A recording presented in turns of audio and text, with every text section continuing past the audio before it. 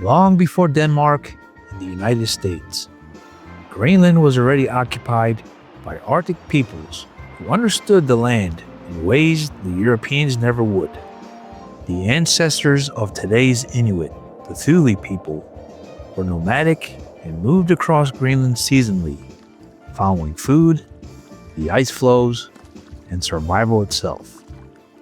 Then, around the year 985, the first Europeans arrived. Norse settlers, Vikings, led by Eric the Red, an outlaw exiled from Iceland. But Greenland wasn't conquered, it was marketed. The name itself was a sales pitch. The Norse brought with them farming and livestock, and for a time, they survived. But as the climate cooled and isolation grew, the Norse refused to adapt to Inuit methods. They clung to European life at the edge of the Arctic and slowly disappeared. Not massacred, just outlasted. The Inuit survived because they adapted. The Europeans failed because they wouldn't. This matters because it breaks a common myth. Greenland was never an empty land waiting to be claimed. But it also wasn't a centralized state defending borders. Ownership, sovereignty, and control would later be defined by paperwork. And that's where Denmark enters the story. For centuries after the Norse disappeared, Greenland was left alone. The Inuit survived the Arctic on their own terms, adapting to one of the harshest environments on Earth without outside control. But that changed in the early 1700s. In 1721, Denmark returned to Greenland. The man at the center of this return was Hans Agade, a Lutheran missionary sent to re-establish contact with what Denmark believed were the lost Norse Christians. But they were long gone. Denmark stayed anyway. What followed was not frontier violence, but centralized control. Greenland was folded into the Danish crown as a colonial possession, governed from afar and justified through religion, commerce, and later welfare. The Inuit were not conquered in battle, they were absorbed. Then, Danish authorities began to control trade through royal monopolies. They decided who could buy or sell. Traditional Inuit lifestyles were tolerated only as long as they fit Danish economic goals. The monopoly focused on sealskins, whale products, walrus ivory and furs, goods that tied Greenland directly into European markets. Inuit hunters were required to bring home these products to Danish trading posts, where prices were fixed and competition was forbidden. In return, Greenlanders were issued imported necessities, such as metal tools, firearms, cloth, flour, and sugar.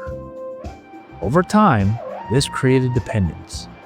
Survival no longer rested solely on hunting skill or local knowledge, but on access to Danish trading posts and Danish approval. Trade was not simply commerce, it was leverage. Mobility narrowed as families settled closer to trading stations. Debt became common as credit was extended and managed by Danish officials. The result was enclosure. Yes, Greenlanders remained physically free, yet increasingly bound to a system they did not control. Economic survival flowed upward through Copenhagen, not outward through Inuit networks. By the time Denmark spoke of protection and modernization, Greenland was already dependent. Dependency made intervention easy to justify. By the mid-20th century, Denmark no longer described its role in Greenland as colonial. They called it modernization. Old trading monopolies gave way to social programs. Villages were consolidated. Concrete housing replaced seasonal camps. Danish language schooling expanded. Healthcare became centralized. On paper, these changes look humane, progressive, and generous. By this time, Greenlandic families were already several generations into dependency. A grandfather who hunted seals for survival now hunted for trade quotas. A father who learned Danish to deal with officials now needed it for work. A child who entered school learned quickly that advancement required distance from Inuit life. None of these steps were presented as punishment. Each one was framed as progress, and each one narrowed the space in which refusal was possible. Modernization assumes that one way of life is superior and that those living differently must be corrected. In Greenland, decisions were still made elsewhere. Policies were designed in Copenhagen and implemented in Inuit communities that had little ability to refuse them. Education removed children from traditional life for months at a time. Danish became the language of advancement. Inuit knowledge was treated as cultural heritage, not practical expertise. Medicine followed the same logic. Doctors and administrators viewed Greenland not as a society to consult, but as a population to manage. Birth rates, housing density, and dependency were tracked and adjusted. Then came the line that should have never been crossed. Beginning in the 1960s, thousands of Greenlandic girls and women were fitted with long-term contraceptive devices, often without informed consent, in many cases without parental knowledge. Some were minors. Some did not know the devices had been inserted at all. The stated goal was public health and social stability, but the effect was population control. Oh, well, been working on a few different things here, and seeing as how what happened last night, I thought, you know what, I could probably put all of this together in one episode. Pardon me while I take a glass of some raw milk.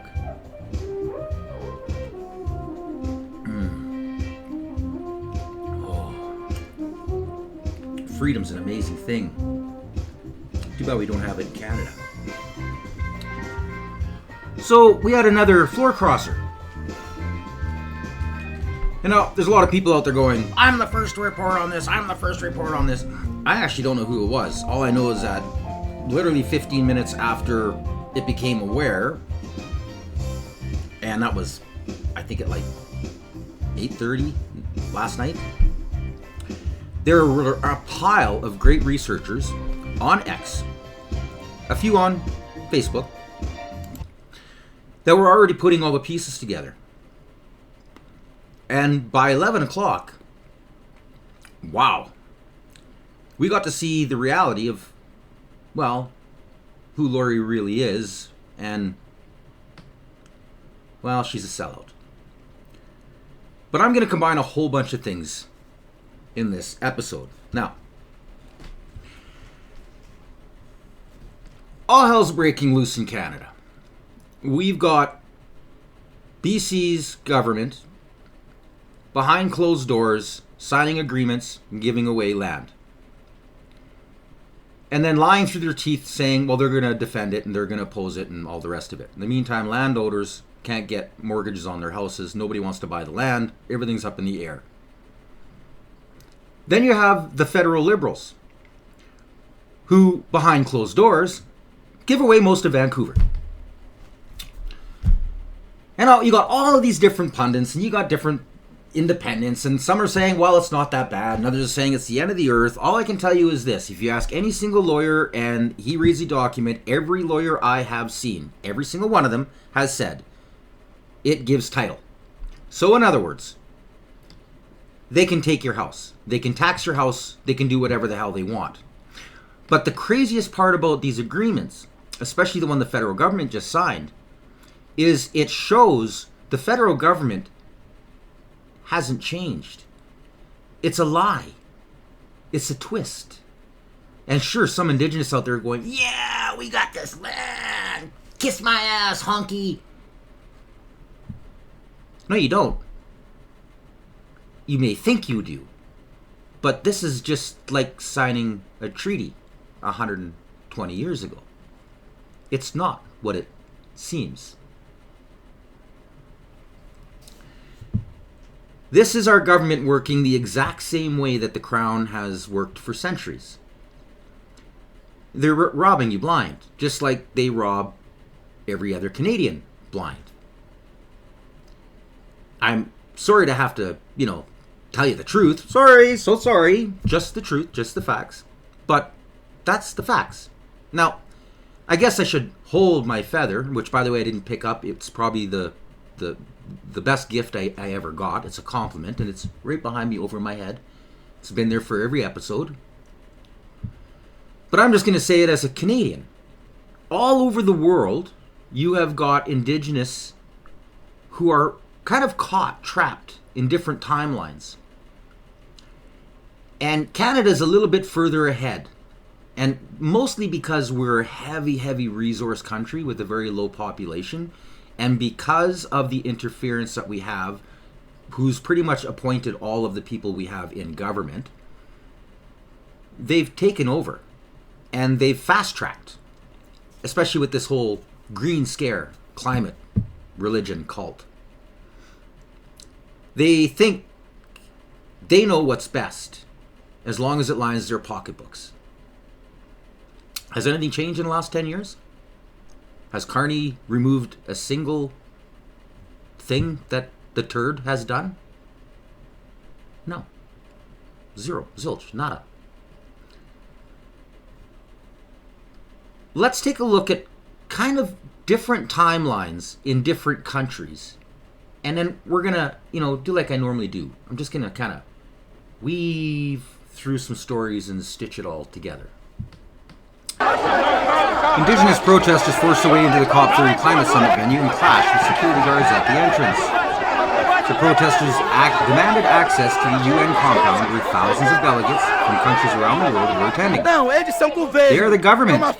This protest, it's a way of defending the space where it's being held. At this moment. But for us, it's a moment of revolt, of indignation. It's a moment when we Indigenous people feel the defeat of our territory in our skins.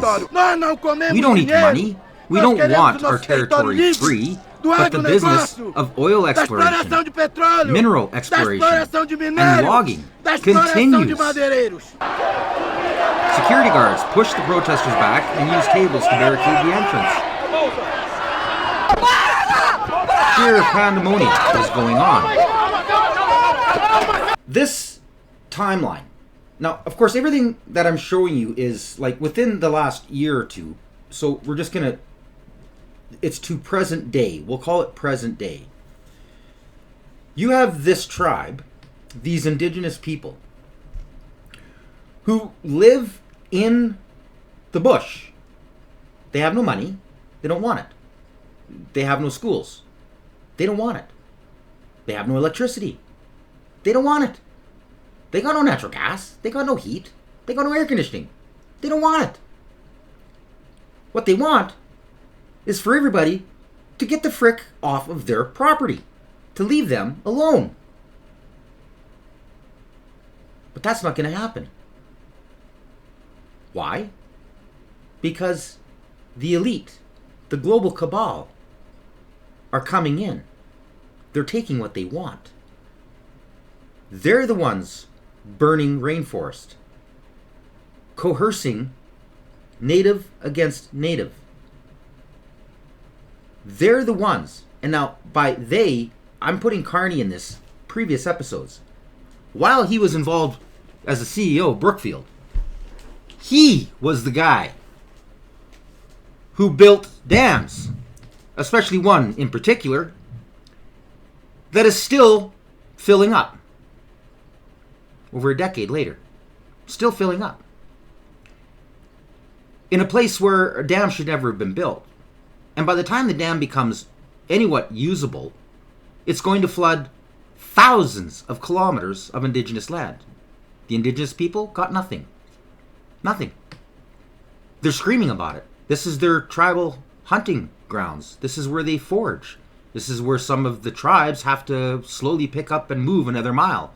And then another 6 months goes by, they got to pick up and they got to move because this land is being flooded. It's changing the migratory paths of all different types of animals. It's an environmental nightmare, let alone an indigenous nightmare. But why'd they build a dam? Well, they did it for carbon credits. Because they need carbon credits. They need to be able to convince other investors and dumb people who are hooked on propaganda that they're the company that should do this because they are a green company. And they got carbon credits. Not to mention the road that Brookfield bought. And then charged more than a year's worth of wages to travel it. Once. You got to pay for it to come back. How does people who live in these remote bushes that do trade on foot with other tribes use this road? They've got no money. They don't barter in the monarchy. They're not interested in it. These are just a few of the examples, let alone, I mean, you can just keep going and going. The railroads, the power lines, thousands of miles of power lines cut right through their hunting property, right where they live. They're looking at these things going, what's going on? Why are you clear cutting trees? This is time immemorial smashing heads against where we are today. They don't care about you. And some of the tribes that were involved in this earlier deals with some treaties, they got scrubbed. Because what did they do? They went, well, you know, we're going to have this big UN climate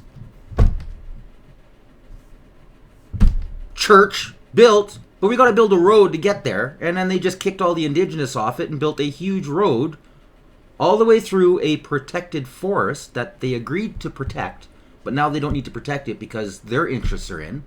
And again, divided tribes, destroyed wetlands, hunting grounds, migratory paths, so they could build a road to their air-conditioned event.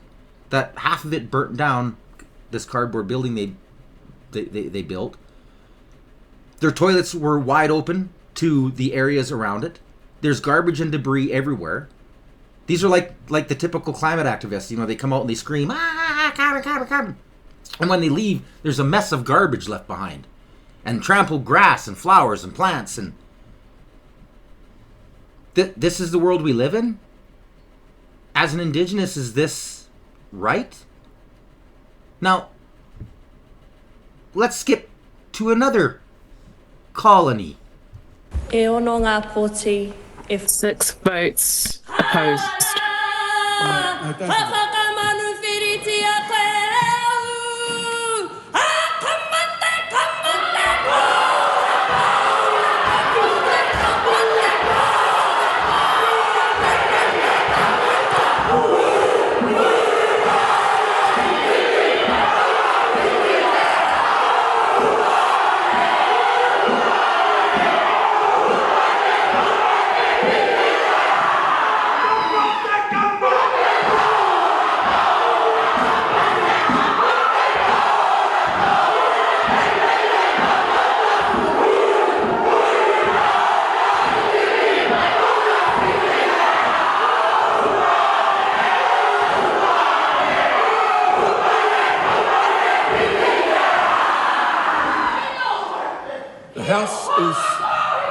The House is suspended until the ringing of the bells. The gallery is to be cleared. That was the haka in New Zealand. They're at a point in history which I guess you could call 2016, where their parliament tried to pass legislation going against their want because of treaties that were signed, giving them self-determination, their own system of government. and what they think is lands that belong to them, which was later proven wrong, kind of like what's going on in Canada today. You don't own the land, people. Indigenous. You don't own it. I don't own it. You don't own it. Nobody owns it. You may think you own it, but while you're sitting at home on your reservation, do you own your house? Do you? The tribes that are getting these lands given to them, they don't own the houses on their reservations. And now, this pisses a lot of people off, especially those who move off of the reservation and then they buy their house. I bought my place. I got this homestead. Yay! Do I actually own it? Paid for? Bought? Do I own it? No. Stop paying taxes for a couple years. See how free you really are and if you own your home. They're just dividing Indigenous against Canadians. They're pitting us against each other. And they're using this division as a distraction in order to keep them in power. Now, pretty much every party does this because they don't care about you. Because the way our system's set up, it's set up for the rich. It's set up for the monarch type of government. It's for profit. It's for the banks to make money, the businesses to reap everything they can off of the backs and the resources of the people and their lands. Now, I believe in equality. Why? Well, because the three different smacks of Indigenous that my bloodline has hit, as diverse as they are from all over Canada, starting in the east, then crossing the border, and then coming back up here in the west. Well, our belief system with the Creator is that you treat everybody equally. You respect the land. There has to be some type of order. And within that order, you don't remove freedoms. You force yourself to go beyond to ensure that those weaker, those older, and those who can't, can. They're the ones you hunt for first. They're the ones you forage for first. Then, when everybody else is fed and warm, you feed and clothe yourself. And it seems like a majority of the Indigenous leaders have forgotten this. But, considering these leaders are the worst of the worst, they're out hiding monies. They're the ones robbing the tribes and reservations blind. They're the ones who are trying to convince all of the clan, the tribe, to vote for certain political parties, thinking it's going to benefit them. Has it benefited you? Has it? Reality is, they don't care about you. They don't care because they've embedded themselves into a system that feeds off of greed, fear, hate, and division. You have to sell your soul in order to be powerful. There's not very many powerful people out there. Well, I won't say powerful because there's a lot of, especially with this technology, who have no money but are very powerful through their words and can move mountains. But anybody who's rich, that kind of powerful, they have stains on their soul. Let's go to another area in the world. Another colony.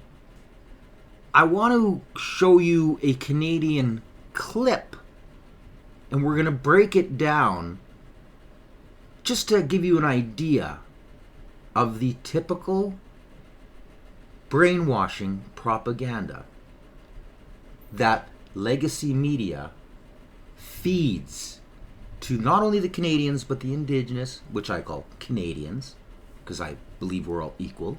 Let the brainwashing begin. Is continuing his royal tour, but emotions running high after the king was confronted by an Indigenous senator. Give us our land back. Give us what you stole from us. Our bones, our skulls, our babies, our people. You destroyed our land. Give us a genocide land. This is not your land. This is not your land. You are not my kids. Independent Senator Lydia Thorpe could be heard shouting at the king, telling him that he wasn't her king and demanding Charles return stolen land to Indigenous people in Australia. King Charles had just finished delivering a speech where he did acknowledge First Nations people in the country, saying they have generously shared their stories and culture. Joining me now, did you hear that? Where he acknowledged the natives. Now, what did King Charles do when he came to Canada? Very first thing on his throne speech. He gave the bullcrap land acknowledgement speech. But this is propaganda. So they are promoting the king. Let's move on.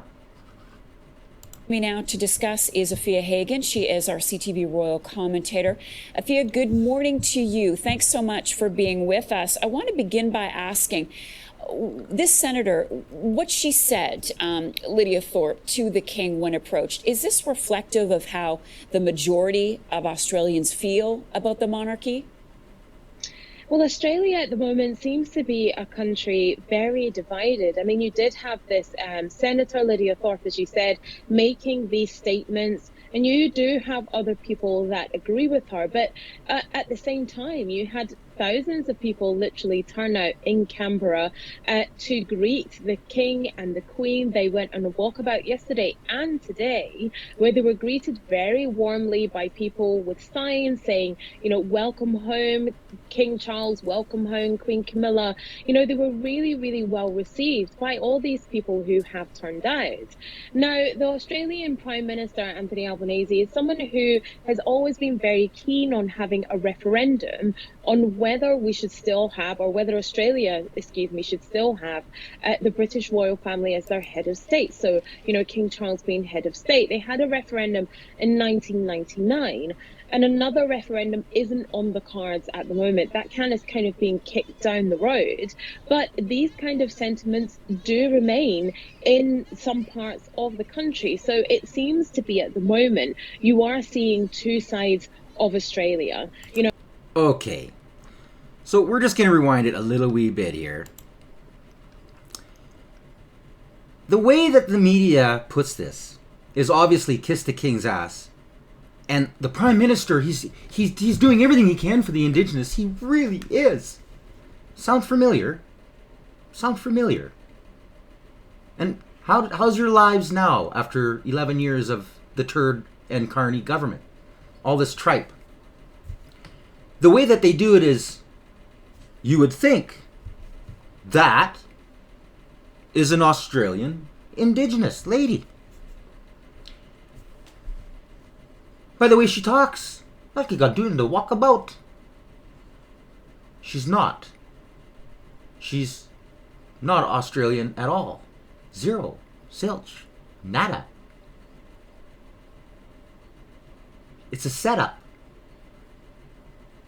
She's actually talking while she's in the UK, London. And even though she's faking this accent like she's an Aussie, she's not an Aussie at all. Afu Hagan is not Australian Indigenous. She was born in Scotland and raised in Glasgow. Baloney. And then they say, oh, but most of the people, they were all there. They were cheering on the king. And they were so happy that he was there. Propaganda. I actually kind of got the order wrong, but I had to put them in this order because there's two different timelines. The Haka, like I said, are like 2015. Whereas Australia is somewhere sitting around the late 90s, early 2000s. Listen to what she says. That is my point. Censure motion is, if we look at what our brothers and sisters did in New Zealand, the censure motion is like that to me. I don't give a damn about censure motion. In fact, I'm going to use it for kindling later on in the week. They're hypocrites, absolute hypocrites. It's a diversion away from the real issues in this country, the colonial issues, not the black issues. It's the colony that caused harm to us. My allegiances are with the grassroots working class people of this country and First Peoples. So until we decolonise and understand that colonial rule harms our communities, harms our people, then you're just kneeling to the coloniser, and that's not what I will do ever. I will never kneel to the coloniser. I've got a special necklace, not my king, so I'll be wearing this proudly, and I'm proud that I stood up against the king coloniser who continues to oppress us by having his hands still on what goes on in this country. So shame on the king. So she's an equalist. She wants Australians and the Indigenous to work together, and she wants the crown out. She wants an end to the monarchy, and she wants to start to fix the system. This is a far cry from what the Haka were trying to do, because like I said, the timeline is different. But she, because of how the Haka treated what their parliament was trying to do, she used that, because it was famous, she used that tearing of the paper in order for her to get her point across on where her country is on the colonization. In the meantime, during our timeline, where they were in Canada, we had became so equal. The Indigenous were amalgamating with the everyday Canadian. Hate crimes were pretty much gone in Canada. Racism was almost non-existent. It wasn't around. We had almost perfect equality. And that's not just between race, but between gender. We were getting this equilibrium. We had found a comfort spot. It was comfortable. And we were just starting to get organized. And at that same time, the political parties that were being involved, especially out west, there were grassroots parties that were trying to change our system, because people had started to, they opened their minds up to the idea of how bad our system really is, and that we needed a fundamental change. We needed to literally start over. And we had parties that were starting to do this. The Reform Party being one of them, who later got absorbed, the Conservatives, and boom, they ended up taking a majority. And then kind of it all got forgotten. And here we are, after 10 years, 15 years of propaganda and hate from the liberal media, knowing they were going to get big pay rises. Then the last 11 years with the complete takeover of the media, we have the highest hate crimes, highest violence, just everything's completely gone. It's gone to shit. Pardon my French. It's just gone. So now here we are. Today, this is what our supposed leaders. This is so embarrassing. It's just gross. A delegation of First Nations met with King Charles today to invite him to Canada. They also raised the Alberta separatist movement. The delegation of 7 First Nations leaders from Treaty 6 are from Saskatchewan and Alberta. They presented His Majesty with an invitation to Canada next year to mark the 150th anniversary of the signing of Treaty 6. They also took the opportunity to shed light on the separatist movement in Alberta. The chief says the Crown's obligation is to protect and uphold the treaty as their relationship is with the Crown. Alberta's Indigenous Relations Minister says she wants to follow up on those meetings. Dialogue. So you have all of these leaders going against everything that has happened to them in the last 150 years, or their treaty is 120 years old. The treaties that don't even actually give them property. We get to treat you equally, and we get to ensure that you're part of our system, and, you know, and yeah, we all get to live together on this land that used to be yours, but it's our land now. The Crown's land. It's not even Canadians' land, really. It's all Crown land. And we're going to put you on this really crappy piece of land and not allow you to own your own homes or anything. But don't worry, you don't have to pay taxes. That's all covered. It's all good.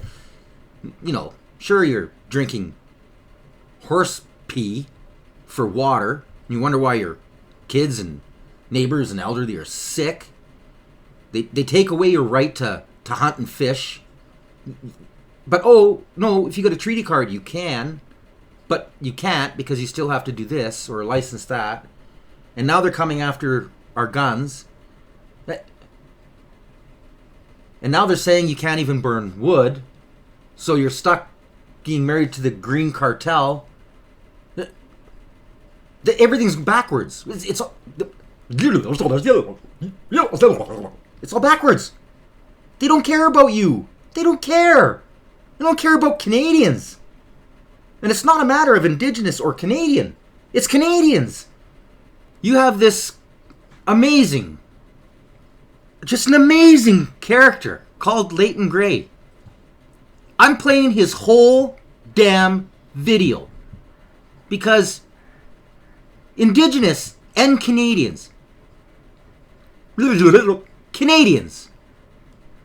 need to see and hear the truth. And I know it might hurt. Sorry. Not sorry. I am Indian number 37802704001. That's the first thing. That's a fundamental truth about me. Why is that important to you? Because the fundamental truth about your country, Canada, is that it's a segregated society. Did you know that? The oldest statute in Canada is the Indian Act of 1876. And it sets up a subclass of human beings. And to the government, even though I look like I'm trying to win a Mark Messier lookalike contest, to the government, I'm an Indian. Here's my card. There's my proof. That's who I am to our government in Ottawa. Why is this important? Because that statute is at the core of our country. And it's part of the sickness that's in our country. Because it sets up a statutory scheme for the otherness of the Indian. And this is a fundamental truth about Canada that we have to face. And the people in Ottawa, among all the other stuff they're up to, they're not doing a very good job of managing this problem. But the Indian Act and the dysfunctional, I think we can all agree, we're in a dysfunctional relationship, Indians and Canada, right? But the question is why? It begs two questions. Number one, why does the government want to have a segregated society? That's question number one. But the other question that people don't ask enough is, why do the Indians want to keep this going? Because that's a fundamental truth about our country. In fact, a lot of what's happened over history, our history, is the government trying to reduce the number of Indians, and Indians mostly through litigation and government lobbying and guilt trips, trying to expand the number of people who are Indians. That sounds really strange, doesn't it? Right? Why would you want to be part of a segregated group? Well, I'm going to try to explain this for you and take you on a little bit of a journey to explain some fundamental truths about why, trying to answer those two questions, but I'm going to do it by referring to a couple of dead German guys. So let's talk about this otherness, okay? There was a philosopher, a theologian, the 20th century named Martin Buber. Many of you won't know that name. He lived in Germany. He was Jewish. He lived through part of the Hitler years. And then in 1938, he figured, okay, I should probably get out of this place, which he did. And he got out and he lived in the United States and he taught at universities until 1965. But he wrote a very, very important paper called the I-it, I-thou synthesis. And what he said is that he talked about human relationships and also our relationship with the transcendent, okay? So the I-it is, and those of you will identify with both of these as I describe this, because in all of our relationships we find ourselves in situations like this.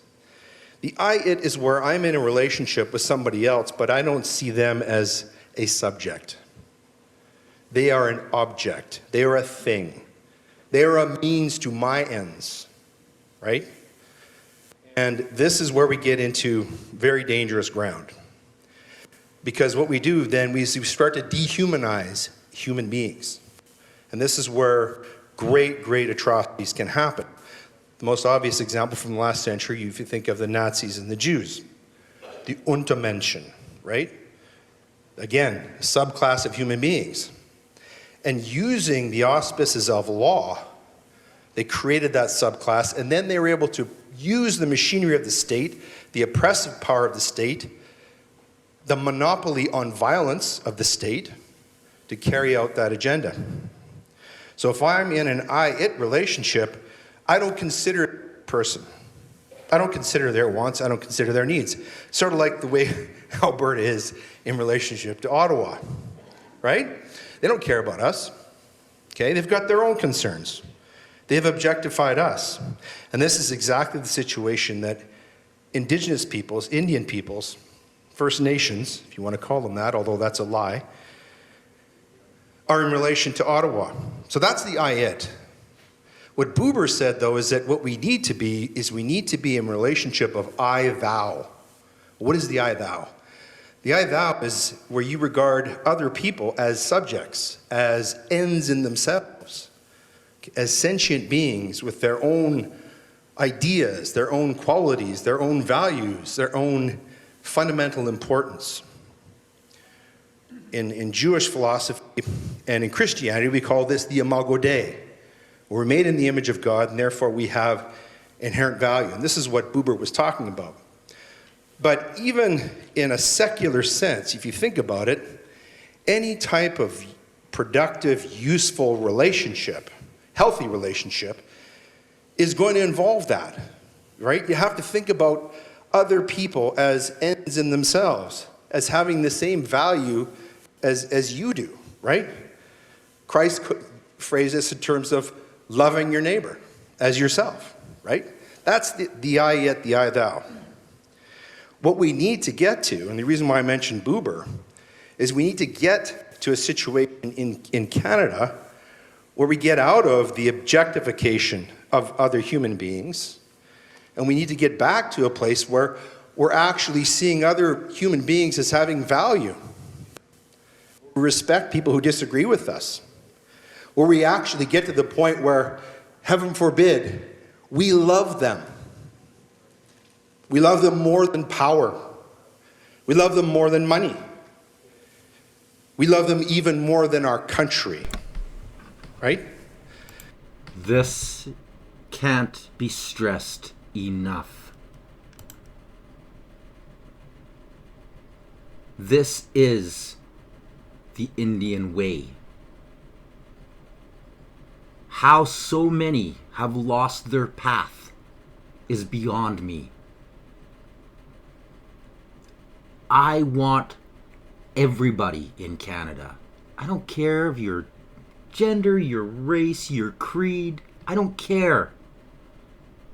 And no Canadian should. You should want the best for everybody on this country. This is a natural instinct for humans. All humans are born naturally protective. It's through the illusion of propaganda and lies, fear, hate, and division that you come to hate somebody.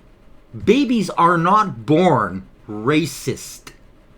They don't care about what gender they are.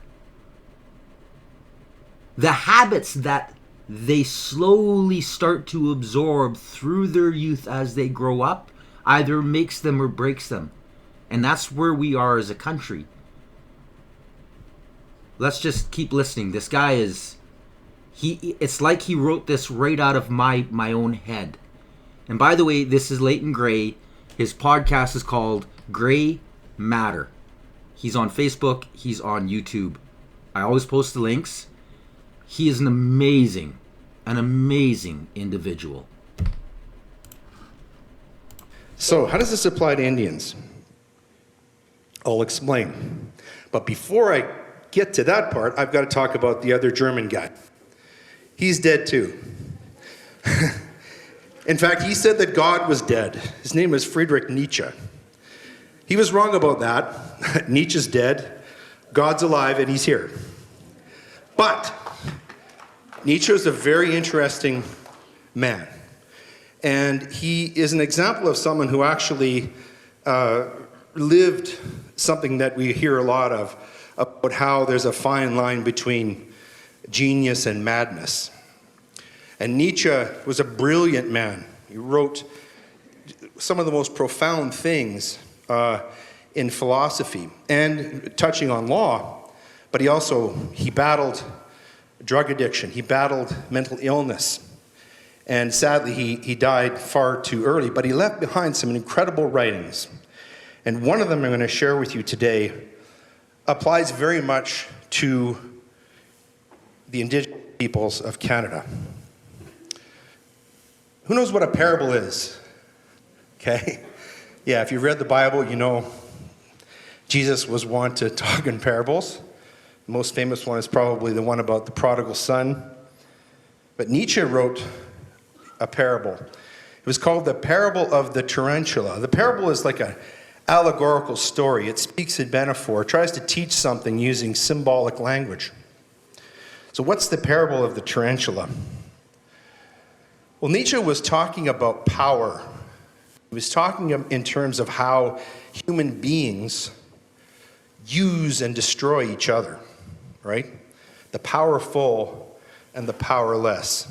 You see where I'm going with this? So, the tarantula in the parable is essentially, for Nietzsche, and I think today, is what we would call the political left, the liberals, the globalists, right? The ones who want to destroy 7/8 of the Earth's population and think that's a good idea. Those guys. The Marx Carney crowd. Yes, I said Marx Carney. So coming back to the parable, in the parable, you know, if you think of that spider, that big, hairy, venomous, hungry spider, that's the woke crowd. That's the people who want to control everything. They want to control our food supply. They want to take away healthy foods and medicines, like Mr. Buckley talks about. They want to take away our freedom. They want to take away our access to information. They want to take away our human agency. They want to take away our lives. They want to kill us. Dead. Dead, dead, dead. That's what they want. That's what the tarantula is. It's a killer. It's a predator. It's a spider. Captures victims and sucks the life out of them, leaving dross and dust. That's the spider. That's the killer. And where does the Indian stand up to this? Well, the Indian sees the glitter of the web, and he wanders in there and he thinks, oh, this looks okay. And the spider, what does the spider say? Nietzsche says the spider comes to the victims, his victims, and says, come to me. I offer you equality. I offer you vengeance. You're a victim. You're not my victim. You're their victim. I will offer you. I have power. I have agency. You have none. You need me. You join up with me. Come into my web. I'll save you. I will give you retribution.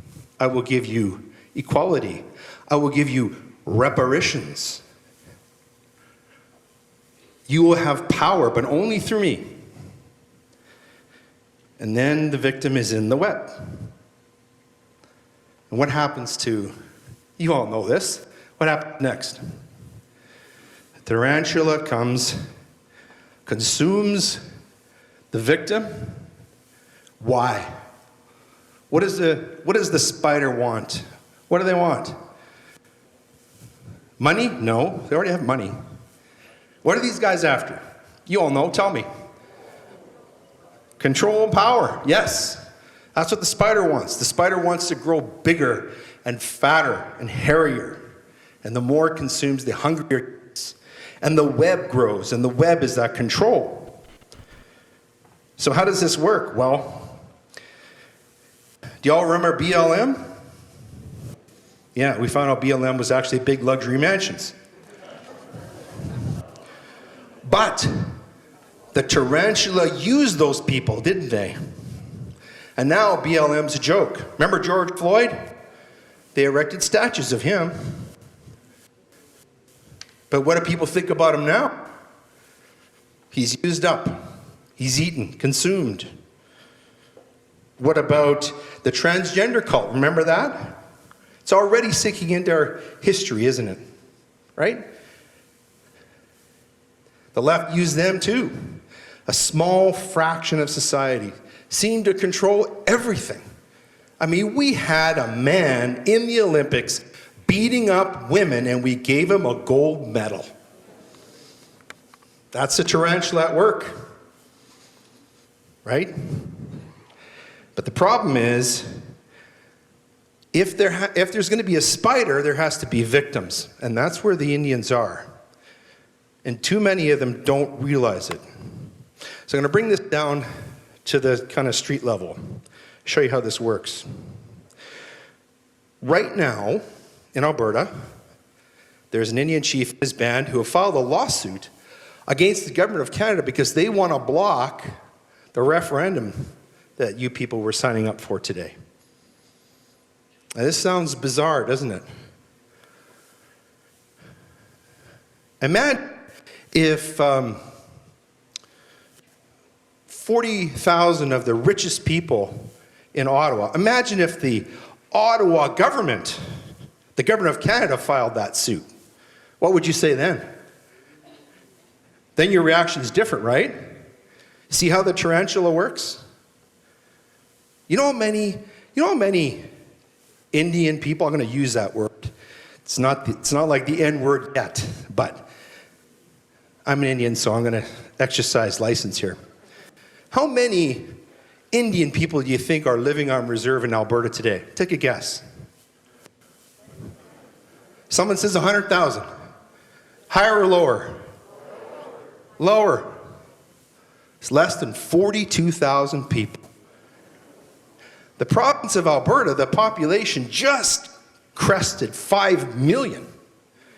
And less than 42,000 people want to tell us that we can't have a referendum on independence. What does that sound like? It sounds ridiculous, doesn't it? But you see, it's not the tarantula telling us that.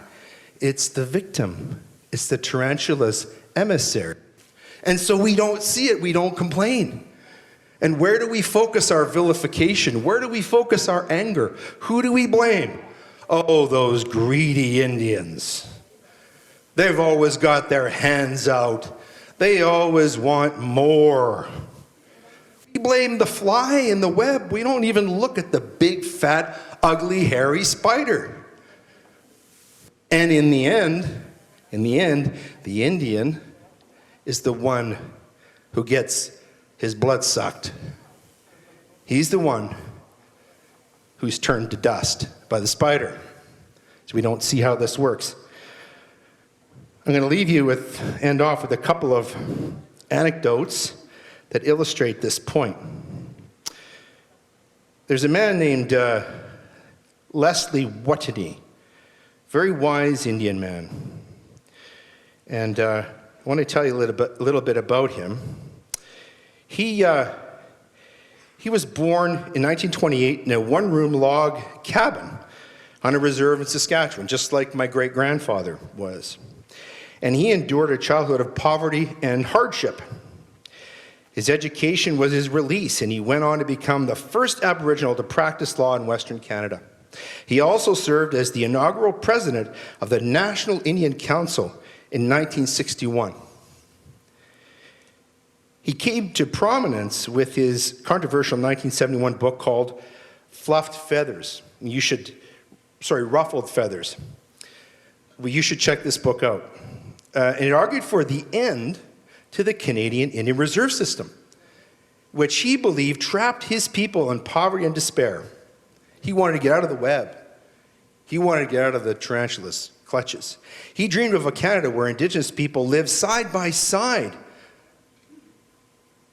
like all other Canadians, in an I-thou relationship, not an I-it relationship, and ended the same rights and benefits.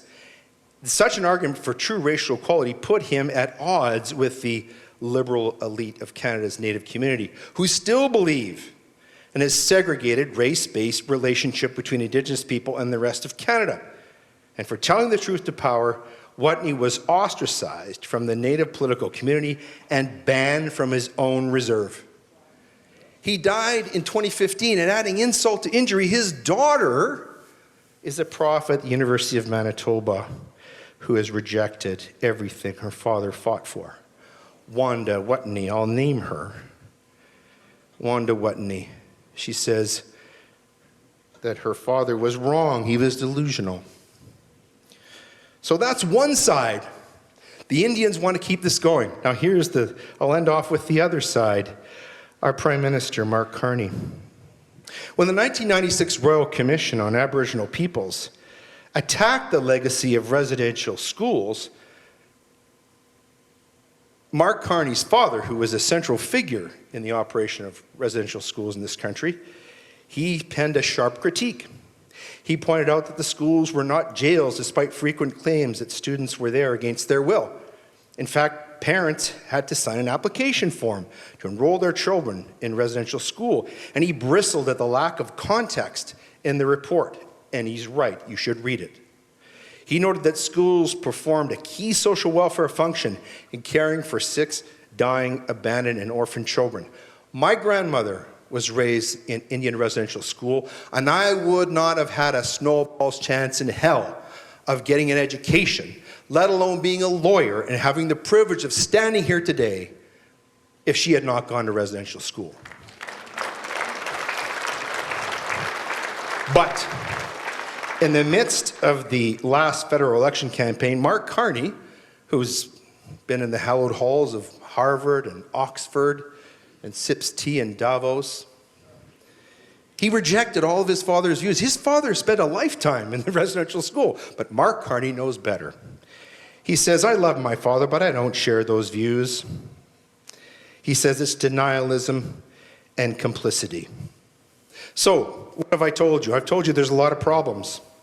But to quote the great Fred Flintstone to his neighbor, Weirdly Gruesome, no one that's half the battle.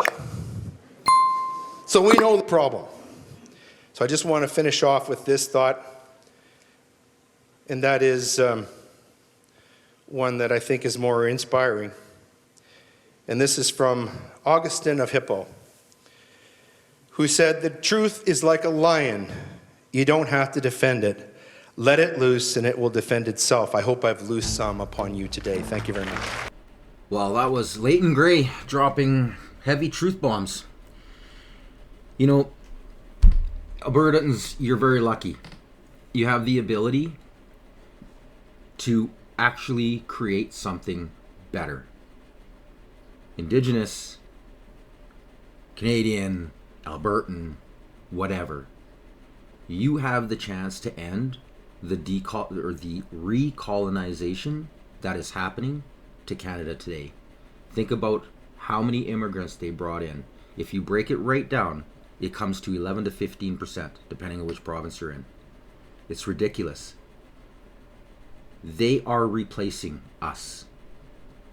And you have the tyranny of what this Liberal Party is doing. And because they control all propaganda, I don't think Canada has a chance. This is the post-national state they wanted. And if your media outlet hasn't mentioned Travis's testimony at committee about the CBC, don't ever watch them again. They've had enough time. It should have been the #1 breaking story all across our country. That means they're the problem, and you're not getting real truth.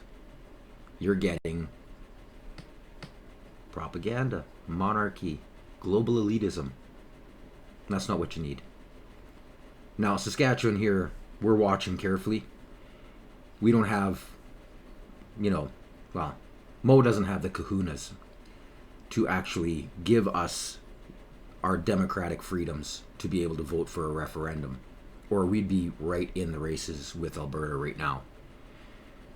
But I can guarantee you this: when Alberta leaves, Saskatchewan is right behind you. And if we are not afforded the opportunity to do so, there is going to be an uprising. I can guarantee it, because every single person I know and talk to is ready to leave. That's just a fact. Now, I've got lots of friends that have actually already moved. The second the independence was started to gain ground and they actually had the ability for a referendum, they were already picking up and hightailing her across the border. And if push comes to shove and nothing happens here in Saskatchewan, I will just have to sell and move back to where I was born and raised, back to Alberta, and try to help Saskatchewan get out from a different angle. But to be forced into the liberal tyranny that's going on right now, I don't wish this upon anybody. You guys have the ability to make something of yourselves, to take all of the history and create something new, something better than the States. Not much. It doesn't take much to get better than the crappy Westminster system that we've been under for generations. Yeah, I hope you guys enjoyed today's episode. Make sure you like, share, and subscribe. And till the next time, guys, I'm Alias the Guy. Stay informed.